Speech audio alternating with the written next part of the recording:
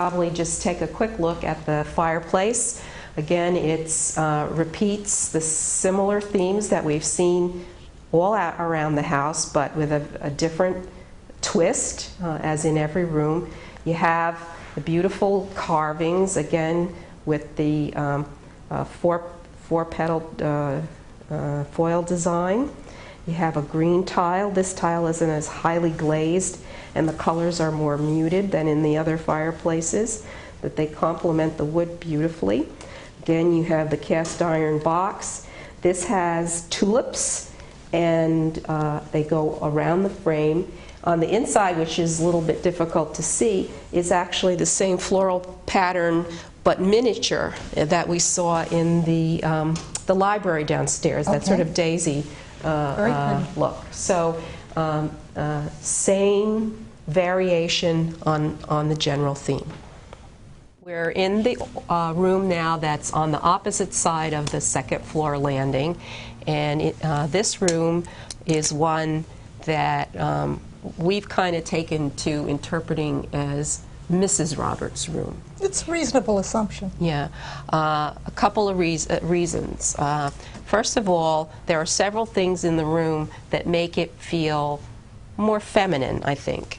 And one of them is that it's a beautiful maple wood use in the room, which is much lighter than all the other woodwork in the house. And this really gorgeous fireplace. It's very different from all of the other fireplaces we've seen. And in fact, the only pattern that really repeats in this fireplace, well, two, from the rest of the house, is you do have the four petals in the corner, and the firebox has those daisy bursts. Yeah. But other than that, it's a very different mantelpiece. The green tile is matte, and I think you pointed out just a few minutes ago that it seems more shallow, but I don't... Yeah, it's a shallow firebox. I would suggest to you that at some point it was altered. Maybe. Because you wouldn't run a coal fire in a shallow box like that. Yeah, so maybe it's been pushed forward or something. I think so. Now it's possible that may have been done after the fire, because this room did sustain heavy damage too, and that's the reason for the dropped ceiling. It almost obscures totally the very beautiful stained glass window on this end of the room. This is a match to one of the windows in what we're calling Mr. Roberts' room. It has the same patterning, but instead of being predominantly blue, it's predominantly mauve. And the blue is only the accent, so it reversed the colors. So that's another reason we think sort of matching, but with a twist. It also has a bay window behind us. Interesting is that it has this wonderful little detailing of woodwork for no apparent reason except to mark the corner. No, it protects the plaster corners from damage. Yeah. It's really utilitarian also. Yeah, but decorative at the same. It's charming at the same time. Now, some other interesting things about this room are that it really is was much smaller than it is today. We know from looking at the blueprints that the wall to this room was originally where the counter is today. It didn't open directly onto either the landing or into the music room. There was a short, very narrow corridor that led from the second floor landing out to the tower stairwell to our left. So this room was very private. There was just one small door entering off the small hallway, and it was really set off by itself. The interior door here opened on what was a spacious dressing room plus bathroom.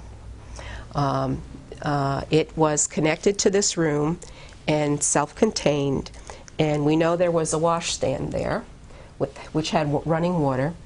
It was later converted to a water fountain, and when the leak happened in Janet's office downstairs, it was the pipes from that bathroom that that were still in the wall that apparently still had water in them that caused the problem about a year ago. Either the Elks or the borough, in taking over the building, made this an office by breaking through a connecting bathroom to the bed chamber on the other side. Okay.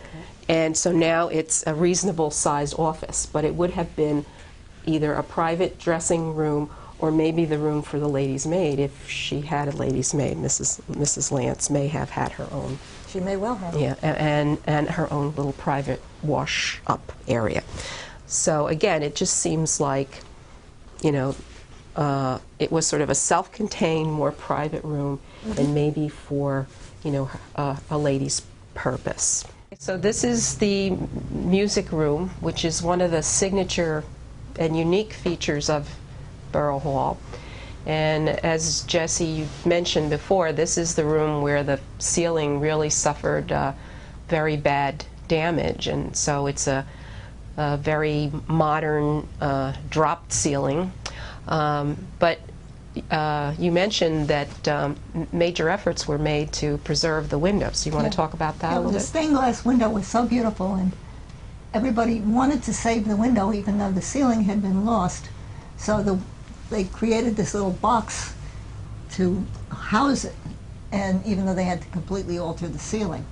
So you still have the window reasonably well preserved, although it's old and fragile. And it's been damaged, Yes. but we still have at least we can appreciate what it was, Yeah. with the music motifs. Yep. These are sort of medieval music instruments. This side has a bagpipe and a horn, and on that side a lyre and a horn again. And here a classical figure, I guess, holding and playing a harp. It's a beautiful cathedral-style window with panes that are movable up and down to open and close the window. Unfortunately, we can see there's been some damage there, and we've recently submitted for some funds to try to repair that, because the window is in very fragile condition. Yeah. The one thing that's neat about it is that it gives us some clue to the Roberts' taste in music, because even though they had many composers around the ceiling, they chose two particular individuals to have their portraits mounted in the windows. And we have done a little research to find out who these folks are. This gentleman here is Vincenzo Bellini, and he was a composer of Italian operas in the 1800s, very lyrical operas. I don't know that it's anyone that is routinely performed today, but evidently his operas were popular in the Victorian era. The other gentleman is Michael Balfe, and he both composed music and was an important tenor in his day, and he was Irish. So he was well known for singing operas as well as composing some of his own music. These panels actually are movable, so they kind of have the function that the shutters do in the other rooms. The shutters here are probably after the fire additions, and instead you had these panels that could be opened and closed if you wanted privacy or light. So that's sort of a very unique feature, having a stained glass window that opens that way, like a shutter. The other thing is that the coloration is so muted and so delicate. It doesn't have the strong colors that were often associated with stained glass. Right. This window is especially beautiful in the early morning because the morning light comes through it and you can just see it's very dazzling. It's why we think it might have been used also as a breakfast room for the Roberts. It's just breathtaking when the sunlight comes streaming through there in the morning. We're in the office of the assistant to the engineer. This is one of the two remaining bedrooms on the second floor, And we think that probably these were guest bedrooms. One reason is that they tend to be somewhat simpler in terms of the woodwork in these rooms.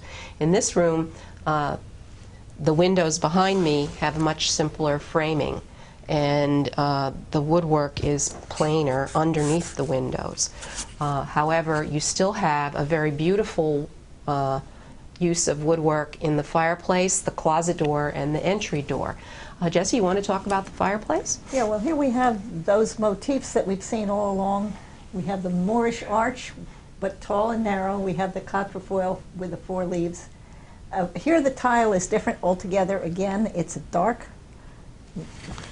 maroon or brown, and it's sort of a masculine sense. And the firebox, again, it has a scrollwork pattern, which is different from anything we've seen before. Yeah. But it's a very harmonious effect created by it, yeah. And it has substance, and it says, you know, we are people of importance, and you have, of course, you still have your nice wide baseboards. Right. It's still speaking of people of means and good taste. The other thing that's interesting about that mantle is that it has a very wide shelf. Notice that it's kind of set back into a little alcove in the wall, and that seems to be because they built the closets. There's a closet on this side, and then the closet in the other room opens into the mayor's office, and so that little bump out kind of created a recess, and they filled it by putting in the fireplace in that niche, and then you just have a really wide mantel shelf, which I'm sure gets appreciated to put lots of pictures and plants on. All of the rooms in Borough Hall are very sunny and bright, and the staff here uses that to great advantage for their plants. Closets were another luxury item, by the way. Oh, yes? Ordinary households did not have closets. They had what they called an armoire, which was a piece of furniture.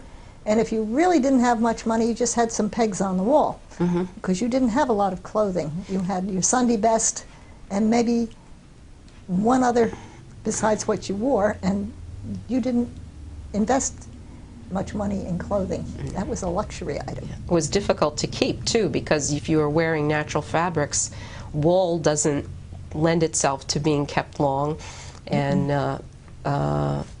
it would have soon gone the way of becoming moth-eaten fairly easily. Oh, well, every night when you took off your jacket and trousers, you brushed them carefully to get rid of the day's debris.